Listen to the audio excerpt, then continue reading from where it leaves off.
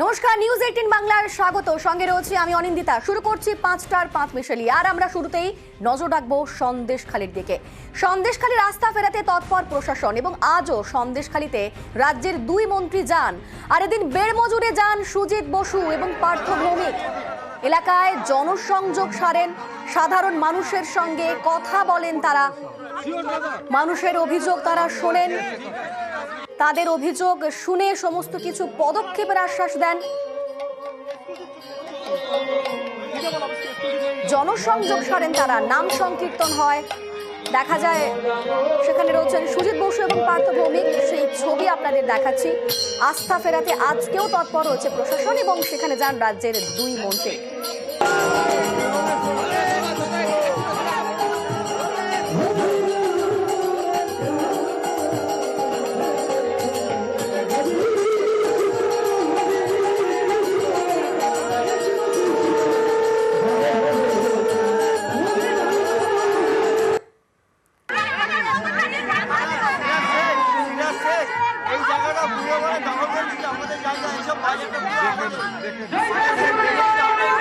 দেখেছিলাম গতকালকেও সাধারণ মানুষের সঙ্গে কথা বলে তাদের অভিযোগ তারা শুনেছিলেন এবং আজকেও কিন্তু তৎপর রয়েছে পুলিশ প্রশাসন।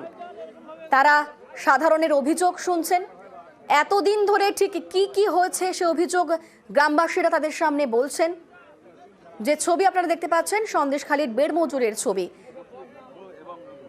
আমাদের সঙ্গে রয়েছেন প্রতিনিধি ওঙ্কার। আমরা দেখলাম আজকে রাজ্যের দুই মন্ত্রী সেখানে গেলেন, কথা বললেন, আর তারপর কি হলো, কোথায় কোথায় গেলেন, কি কি পদক্ষেপ করার আশ্বাস দিলেন?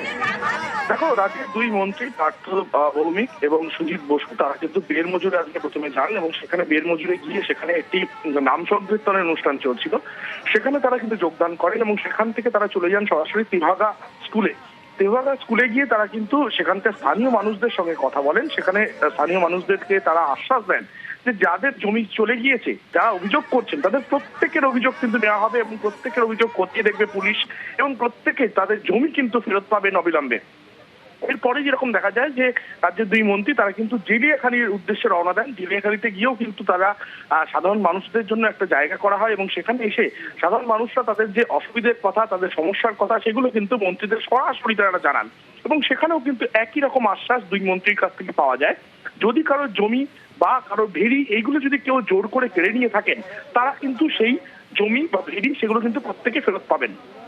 তারপর জেলিয়াখালী থেকে সরাসরি তারা এসেছেন এই মুহূর্তে ধামাখালীতে এবং ধামাখালীতে তাদের একটি কর্মী সভা করছেন, সেটা কিন্তু ইন্টারনাল মিটিং এবং তাদের দলীয় যারা কর্মীরা রয়েছেন তাদেরকে নিয়ে এই মুহূর্তে বৈঠক করছেন রাজ্যের দুই মন্ত্রী এবং বৈঠক করার পর তারা কিন্তু প্রেসের উদ্দেশ্যে বার্তা দেবেন। সব মিলিয়ে আজকে গতকালকে যেরকম ভাবে দেখা গিয়েছে যে সুজিত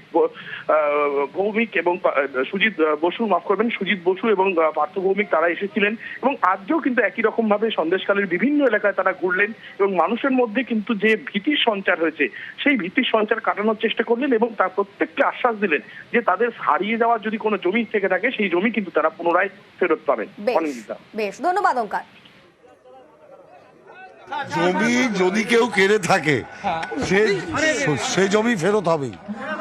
৭২টি অভিযোগ জমা পড়েছে সিংহভাগই সিরাজউদ্দিনের বিরুদ্ধে। সব জমি ফেরত হবে। কোনো জমি মাফিয়াদের জায়গা নেই বাংলায়।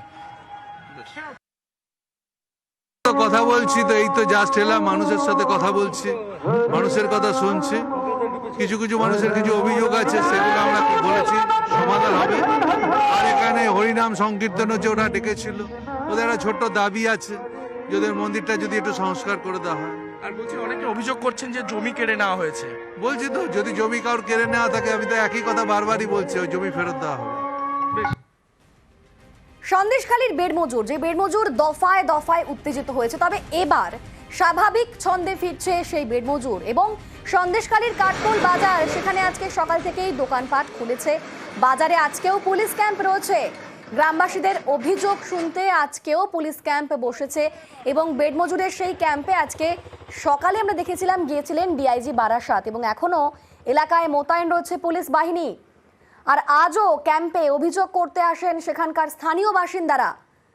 শাহজাহানের ভাই সিরাজউদ্দিন, তার বিরুদ্ধে আজকেও একাধিক অভিযোগ দায়ের হয়েছে। ওই সিরাজউদ্দিন মানে 8 বিঘে জমি দিয়ে এলেছে তো বাবুদের জায়গা, ওই তা আমরা কিছু তো পাবো ওতে, আইনে তো ভাগে 5 কাঠা করে পাবো, তো সেটা আমাদের দেয়নি। ওই জন্যই করে আমরা কাগজ জমা দিয়ে আমাদের জায়গাটা আমাদের ফিরে আসুক, 5 কাঠা করে জায়গা ফিরে আসুক, আমাদের এমনি তো কিছু দেয়নি। মানে অভিযোগ করলাম, এর আগে কখনো করেছিলেন না কোনো জায়গায় করিনি, আমাদের অভিযোগ করার সময় দেশে আর কি। ঘর দুয়ার ভেঙে দিয়েছে আমাদের, পুকুরের মাছটা সব জ্বালিয়ে নিয়ে চলে গেছে ঘর থেকে, এই অভিযোগ দিতে আসছিলাম। কারা করেছে? অজিত মাইতি, শ্যাম সরকার।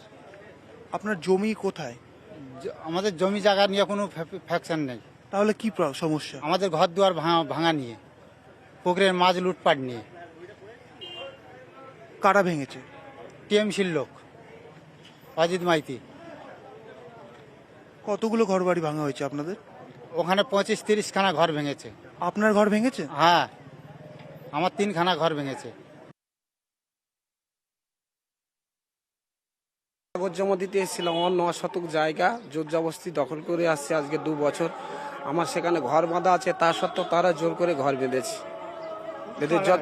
তারা ওই সিরাজের দলবল এবং আরও অনেকে সব জোর করে ঘর বেঁধে আছে। সেই জায়গায় আমি দখল পাচ্ছি না, আমাকে জোর জবরদস্তি দখল করে, আমি যখন জায়গার উপরে যাই আমাকে বলে হুমকি দেয়, তোকে তুলে নিয়ে যাবো, এ করবো, মারধর করবো। সেই জন্য আমি কিছু বলতে পারি না।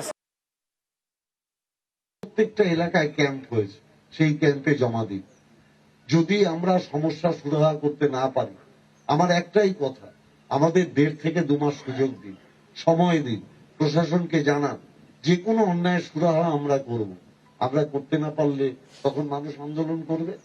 কিন্তু দয়া করে কেউ আইনকে নিজের হাতে তুলে নেবেন না, কারণ আইন রক্ষার জন্য তো পুলিশ প্রশাসন আছে।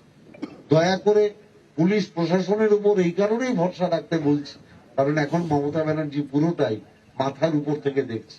আগেই সব অনেক খবর মমতা ব্যানার্জির কাছে পৌঁছয়নি, এটা আমাদের সাংগঠনিক দুর্বলতা। এখানে তো মমতা ব্যানার্জির দোষ নেই, আমরা যারা জেলায় রাজনীতি করেছি এটা আমাদের দোষ, আমরা সঠিক খবরটা সঠিক সময়ে দিদির কাছে পৌঁছে দিতে পারিনি।